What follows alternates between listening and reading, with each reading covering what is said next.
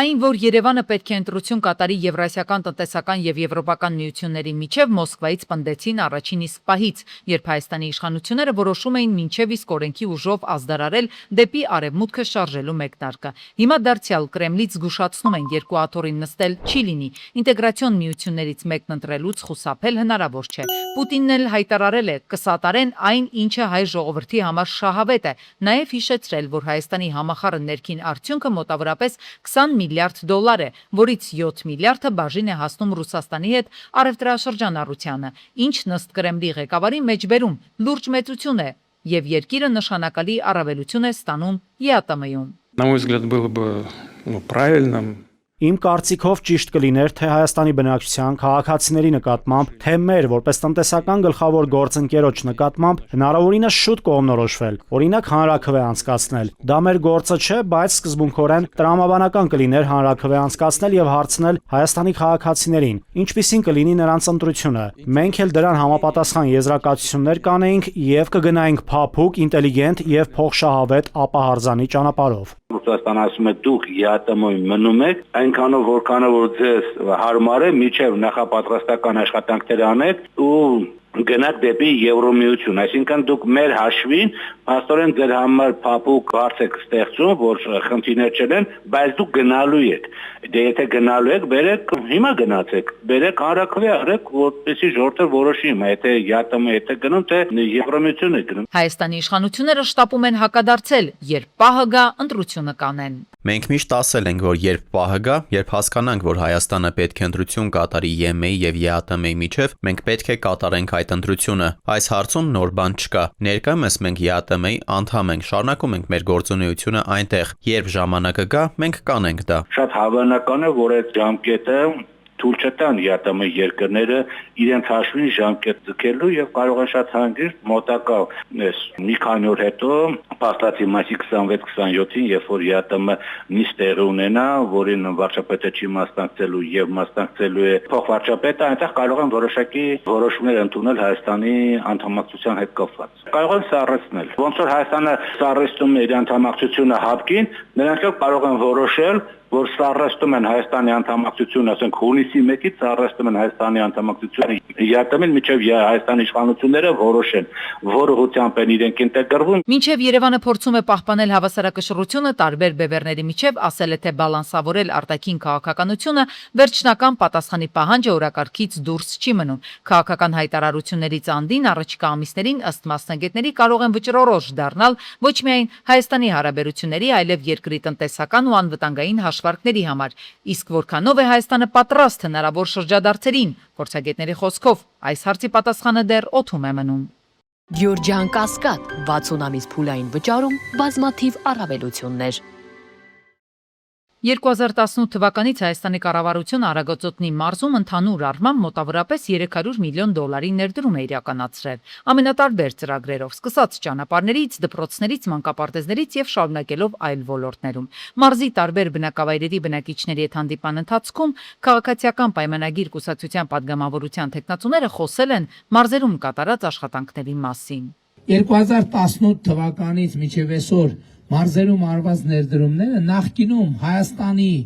մարզերում երբեք այդ ծավալի ներդրումներ չի արվել նույն ժամանակահատվածում, դու նույնիսկ ժամանակահատվածից դուրս։ Ինչքան արվել է վերջին 8 տարվա ընթացքում։ 2018 թվականից ի վեր կառավարությունը 5 անգամ 5 տարբեր որոշումներով բարձրացրել է թոշակները։ Փաշինյանի խոսքով Հայաստանում թոշակը հասցվել է այնպիսի մակարդակի, որ թոշակառուն կարող է իր թոշակով ծայրը ծայրին հասցնել։ Կարող ենք ասել, որ նա ապրում է ճոխության մեջ։ Ոչ, նշել է քաղաքացիական պայմանագրի առաջնորդը, սակայն նվազագույն սպառողական զամբյուղի ծախսերը թոշակառուն կարողանում է հոգալ։ Մենք պիտի ապահովենք, որ նվազագույն սպառողական զամբյուղից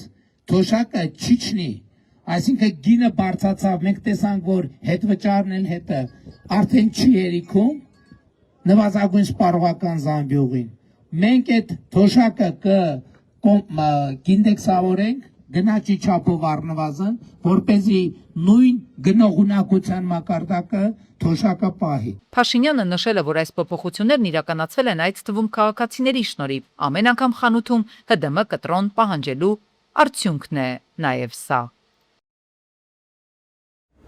կոսմետոլոգիական ծառայություններ մատուցողները խոշորացույցի տակ են, ըստ առողջապահական եւ աշխատանքի տեսչական մարմնի հրապարակային տվյալների։ Այս ոլորտում տեսչությունն արձանագրել է մինչև իսկ կեղծ դիպլոմներով աշխատելու դեպքեր եւ այդ տվյալները փոխանցել իրավապահ մարմիններին։ Ուշադրություն չդարձնել սերտիֆիկատների քանակությանը։ Սա մաշկաբան Թամարա Օհանյանի առաջին խորհուրդն է։ Ասում է, հատկապես այս ոլորտում ծառայություն մատուցողները նախընտրում են սրահների պատերից բազմաթիվ վկայագրեր կախել, որոնք փաստում են այս կամ այն դասընթացին իրենց մասնակցությունը, բայց առավել հաճախ դրանք պարզապես թղթի կտոր են։ Յուրաքանչյուր մարդ կարող է ձեռք բերել այդ բոլոր սերտիֆիկատները զուտ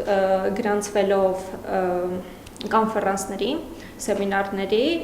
եւ անգամ մասնավոր կլինիկաներում դասընթացների։ Սրանց փոխարեն մասնագետն առաջարկում է ուշադրությունը սևեռել 3 կոնկրետ փաստաթղթերի վրա։ Առաջինը դա դիպլոմն է բժշկական համալսարանի, երկրորդը դա կոսմետոլոգի վկայականը,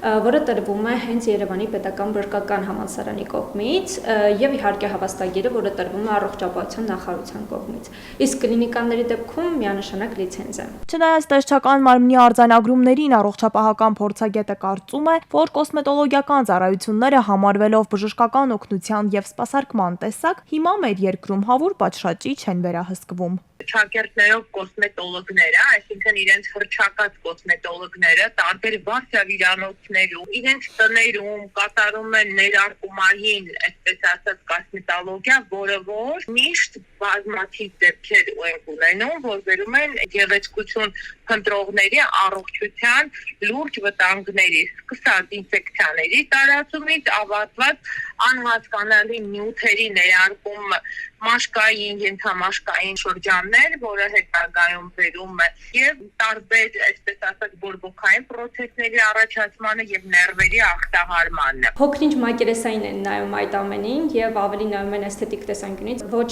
բժշկական ուղղվածությամբ։ Առաջին հերթին կարեւոր է բարդությունների տեսանկյունից, որովհետեւ բժիշկը իհարկե մեր օրգանիզմը ունի առանձնահատկություններ, ցանկացած մարդու օրգանիզմ եւ հետեւաբար եթե անգամ առաջանան բարդություններ, բժիշկը տվյալ պահին կարող է շտկել դա։ Իսկ ոչ բժշկական կրթություն ունեցող մասնագետը չի կարող։ Գեղեցկության ոլորտում ընտրությունը միայն արտաքին արդյունքի մասին չէ։ Մասնագետներն ասում են, մեկ սխալ որոշումը կարող է շատ ավելի թանկ արժանալ, քան կարող է թվալ առաջին հայացքից։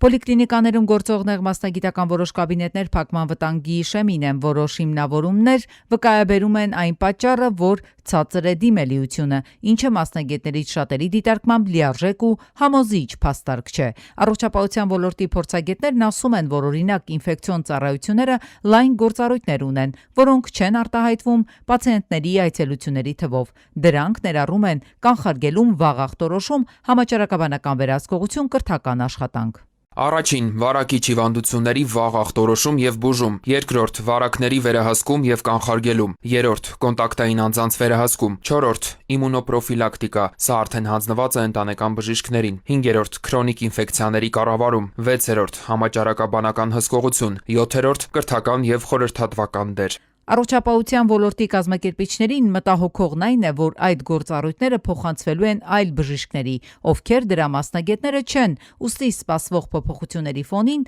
անհանգստացնող է նաև կանխարգելիչ բժշկության արժեզրկումը։ Իրանք ուզում են մի քանի կենտրոններ թողեն մասնագիտացված, այն մանր-մունր, որ աշխատավարձ չտան եւ այլն, մաքրեն։ Այսինքն ամեն մի պոլիկլինիկա չի, որ փող ունենա ինֆեկցիանից կամ մեծ մասնագետ, որ իրանք չեն կարող պահեն։ Մի քանի հատ ունենան կամ մեծ հիվանդանոցներում կամ իրանք ընտրյալ պոլիկլինիկաներում դրանք լինեն, որովհետև չի կարող որ չլինի։ Պացիենտների համար սա կարող է հանգեցնել մի շարք վտանգներով պայմանավորված ուշ ախտորոշման ռիսկի, երբ նեղ մասնագետը հասանելի չէ, այդ դեպքում բուժառում կամ ուշ է դիմում կամ էլ դիմում է ոչ համապատասխան մասնագետի։ Արդյունքում հիվանդությունն արդեն կարող է բարդացած լինել։ Դրանից բացի վարակների վերահսկման տեսանկյունից էլ այն կարող է նպաստել դրանց տարածման աճին։ Առողջապահության կազմակերպիչները նշում են, որ սրանք գործընթացներ են, որոնք թեև չեն երևում, բայց երկարաժամկետ առումով շատ վտանգավոր են հանրային առողջապահական տեսանկյունից։ Նրանց կարծիքով կարևորը քանակական, որակական գնահատականների միջև հավասարակշռության պահպանումն է։ Սրա ի՞նչն է։ Շիրակի մարզի Աշոտք բնակավայրի բնակիչներն են ահազանգում։ Ծառեր են հատվել։ Նախ արվեստի տան դիմաց 4 հաստաբուն ծառ է կտրվել։ Թե ինչի համար են կտրել, բնակիչները ում դիմում են, դրա պատասխանը չունեն, բայց բնակիչներին մտահոգում է, որ վերջին օրերին Աշոտքում ծառասպանները կարծես թե ոտքի են ելել ու անընդհատ ծառերի սպանդ են իրականացնում։ Մեզ եփ են կդրել։ Մի քանի օր է։ Այստեղ ընդհանուր քանի ծառ են կդրել։ Հիմա հաշվում եմ, 1, 2, 3 Առաջը ծառեր են։ Առած ծառեր են։ Եվս 15 ծառ էլ հատվել է Ռուդակովի փողոցում։ Քաղաքացիների խոսքով բոլորը առողջ ծառեր են։ Մարդիկ անհանգստացած են, որ կա մտավախություն, որ կողքի մյուս ծառերն էլ մի օր էլ այդ ծառերը քոքից կկտրեն, իսկ այստեղից ոստիկանության Աշոտքի բաժին հազիվ 1 կիլոմետր ու կես հեռավորություն է։ Մարդիկ նշում են, որ ոնց կարող պատահի էլեկտրական սղոցները մի քանի ժամ աշխատեն,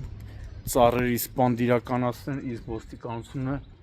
ոչինչ, համայնքային ոստիկաններ ոչինչ չձեռնարկեն։ Նա պահպանության տեսչություն են բանարել, զանգել։ Այնտեղից ինչ են ասում։ Նյութերն են ուզել, ուղարկել եմ, ասել են կզանգենք, հեռախոսը համար եմ տվել, հələ տեղեկություն չկա։ Ծառերը բնակավայրին շատ են պետք, ասում են բնակիչները, բայց դրանց հատումը կարծես թե որևէ մեկին չի անհանգստացնում։ Իսկ քաղաքացիների ահազանգը մեկ նպատակ ունի՝ պատկան մարմինների ուշադրությունը հրավիրել ու նաև կանխել հետագայում նման դեպքերի շարունակությունը։ Մինչ աշխարհը փորձում է հարմարվել արհեստական բանականությանը, Պեկինն արդեն մարմնավորում է այն։ Մորգան Սթենլի ներդրումային բանկի նոր զեկույցը փաստում է, Չինաստանը պատրաստվում է կրկնել էլեկտրամոբիլների հաջողությունը, բայց այս անգամ մարդանման ռոբոտների ոլորտում։ Փորձագետները կանխատեսում են, որ մինչև 2030 թվականը Չինաստանի բաժինը համաշխարհային վերամշակող արդյունաբերությունում կհասնի 16.5%։ Շարժիչ ուժը մարդանման ռոբոտներն են։ Չինաստանն ունի յուրահատուկ տաղանդ կանխազգալու ապագայի տեխնոլոգիական թրենդները։ Այն, ինչ տեղի ունեցավ էլեկտրամոբիլների եւ մարդկոցների հետ, այժմ կրկնվում է ռոբոտատեխնիկայում։ Նրանք ոչ միայն ստեղծում են ռոբոտը, այլև կառուցում են դրա մատակարարման ողջ շղթան՝ հումքից մինչև վերջնական ծրագրային ապահովում։ Օրերս Պեկինի կիսամարաթոնում տեղի ունեցավ անհավանականը։ Honor ընկերության մշակած Lightning ռոբոտը 21 կիլոմետրը հաղթահարեց ընդամենը 48 րոպե 19 վայրկյանում։ Սա գրեթե 7 րոպեով արագ է, քան մարդու կողմից սահմանված համաշխարհային ռեկորդը, սակայն սա միայն սպորտային հետաքրքրություն չէ։ Եթե ռոբոտը կարողանում է կայուն վազել նման արագությամբ եւ ինքնուրույն կողմնորոշվել տարածության մեջ, նշանակում է նրա հոդակապերն ու շարժիչները պատրաստ են ամենածանր արդյունաբերական աշխատանքներին։ Սա ազդակ է աշխարհին։ Չինաստանը այլևս էժան աշխատուժի երկիր չէ, այն բարձր տեխնոլոգիական ավտոմատացման կենտրոն է։ Այսօր չինական տեխնոպարկերում եւ համալսարաններում մարդանման ռոբոտները դարձել են սովորական տեսարան։ Պետական գնումների ծավալը կտրուկ աճել է, ստեղծելով հսկայական շուկա ներքին արտադրողների համար։ Չինաստանն արդեն ձևավորել է մատակարարման այնպիսի էկոհամակարգ, որին մրցակիցները կհասնեն գուցե տասնյակ տարիներ հետո։